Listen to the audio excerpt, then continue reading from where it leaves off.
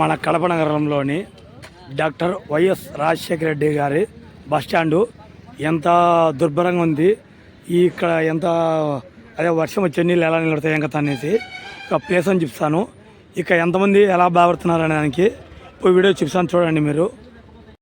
Okay, మన RTC bus stand చూడండి ఏ విధంగా తయారైందో. ఇంత గుంతలమయం ఉంటే వర్షం వచ్చినప్పుడు అంతవరకు నీళ్ళు వస్తాయి.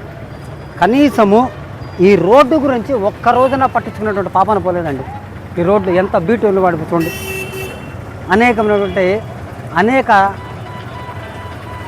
హైదరాబాదు, విజయవాడ, కర్నూలు ఇటువంటి ప్రాంతాల నుంచి అనేకమైనటువంటి బస్సులు వస్తూనే ఉంటాయి.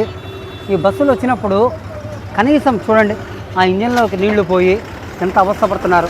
ఇక్కడ నుంచి అక్కడ దాకా నీళ్లు ఉంటాయి వర్షం వస్తే. ఈ వర్షానికి కనీసము ఒక్కరోజు కూడా ఈ రోడ్డు శుభ్రం చేసినటువంటి దాఖలాలు లేవండి. మన ఏపీఎస్ఆర్టీసీ యాజమాన్యం వాళ్ళు కానీ, డ్రైవర్లు కానీ, కండక్టర్లు కానీ ఎవరైనా సరే ఈ యొక్క రోడ్డును ఒక్కసారి పరిశీలన చేయండి. ఏమండి, ఆర్ఎం గారు, డిఎం గారు, ఇక్కడ ఆర్ఎం గారు ఉన్నారు, డిఎం గారు ఉన్నారు, మెకానిక్లు ఉన్నారు, అనేకమైనటువంటి ఆర్టీసీలో పనిచేసే డ్రైవర్లు, కండక్టర్లు అందరూ ఉన్నారు. చూడండి ఏ విధంగా ఉందో రోడ్డు. కనీసము ఈ రోడ్డును బాగు చేసినటువంటి దాఖలాలు లేవండి. వర్షం వచ్చిందంటే మోకాళ్ళలోతు నీళ్లు ఉంటాయి. ఈ నీళ్ళలో ప్రజలు నడవాలంటే ఇబ్బంది. కనీసము ఒకప్పుడు అంటే వర్షం అక్కడ రోడ్డు మీద వర్షం వచ్చేప్పుడు నీళ్ళు నిలబడి అటు పోతున్నాయి అనుకున్నాం. కానీ ఇప్పుడు అందరూ బిల్డింగులు కట్టేశారు చుట్టూతా.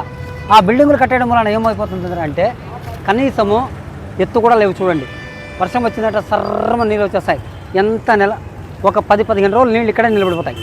కనీసం మనిషి ఆర్టీసీ బస్టాండ్లోకి రావాలంటే కూడా జారి పడినటువంటి దాఖలాలు ఉన్నాయండి.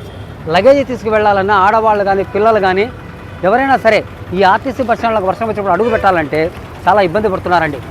అయితే ఇప్పటికైనా కానీ ఆర్ఎం గారు, డిఎం గారు, అలాగే ఎఫ్ఎం గారు, మీరందరూ కూడా ఆర్టీసీలో పనిచేసేటువంటి ఎవరైతే ఉన్నారో అధికారులందరూ కూడా మరొక్కసారి R&B వాళ్ళకు చెప్పి, రోడ్ అండ్ బిల్డింగ్ కన్స్ట్రక్షన్ వాళ్ళకి చెప్పి, అయ్యా రోడ్డు ఈ విధంగా పాడైపోయింది, దయ ఉంచి ఈ రోడ్డును మీరు సక్రమంగా రిపేర్ చేయించండి, బస్సులకు అంతరాయం లేకుండా, ప్రజలకు అంతరాయం లేకుండా అనేక మంది వర్షం వచ్చినప్పుడు జారి కింద పడుతున్నారు అని మీరు చెప్పండి. కనీసం ప్లాట్ఫారాలు కూడా చూడండి దరిద్రంగా తయారైనాయి. ఈ గుంతల మధ్య బస్సులు భారీ దెబ్బతింటారు స్వామి.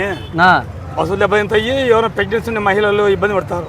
అయ్యా చాలామంది వర్షానికి వచ్చినప్పుడు ఈ యొక్క కాలువ కనపడక చాలామంది కింద పడే దాఖలాలు ఉన్నాయండి. కాబట్టి దయవుంచి ఇటువంటివి మీరు ఆర్టీసీ యాజమాన్యం వారు, ఆర్ఎం గారు, డిఎం గారు మీరందరూ కలిసి ఈ యొక్క చర్యను తక్షణం మీరు చేపడితే బాగుంటున్నది నా కోరిక అండి.